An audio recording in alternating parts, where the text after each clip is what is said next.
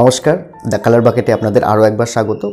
তো আপনারা জানেনই আমাদের একটি ফেসবুক পেজ আছে এবং ইউটিউব চ্যানেলও আছে। তো ফেসবুক চ্যানেলে নিয়মিত আমাদের কাছে প্রচুর মেসেজ এসে থাকেন, তো যেখানে অনেক বিষয় আপনারা জিজ্ঞাসা করে থাকেন। তো তার মধ্যে দিয়ে রিসেন্টলি আরও একটি মেসেজ আমি পাই, যেখানে একজন জিজ্ঞাসা করছেন আমাদের যে ওনার ছেলের বয়স 7 বছর এবং বাচ্চাটি খুবই নাকি ভালো ড্রয়িং করে, নিজের মন থেকে করার চেষ্টা করে, দেয়ালে যেখানে খুশি প্রচণ্ড আঁকাউকি করেন। তো এখন উনি একটু চাইছেন যে কোনো ভালো ড্রয়িং স্কুলে বা ভালো কোনো গাইডেন্স যদি পায় তো আর একটু ইমপ্রুভ করতে পারবে। তো তাই জিজ্ঞেস করেছেন যে 7 বছর বয়সে দেওয়া যাবে কিনা বা নাকি আর একটু পরে দেবে এরকম।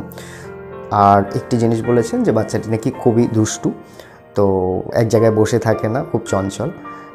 তো ওর কি ফিউচারে ড্রয়িং করতে পারবে কিনা এরকম জিজ্ঞাসা করেছে। তো আমি বলবো যে অবশ্যই 7 বছর বয়স এমন কিছু বেশিও না কমও না, তো এই বয়স থেকে দিলে খুব ভালো হবে। বেসিকগুলো অনেক ভালো বুঝতে পারবে, তো খুব ইন্টারেস্টের সাথেও গ্রো করতে পারবে আশা করছি। আর দুষ্টু বাচ্চারা হয়েই থাকে, বাচ্চারা সাধারণত দুষ্টুই হয়, আর দুষ্টু হওয়া ভালো আমার মনে হয়।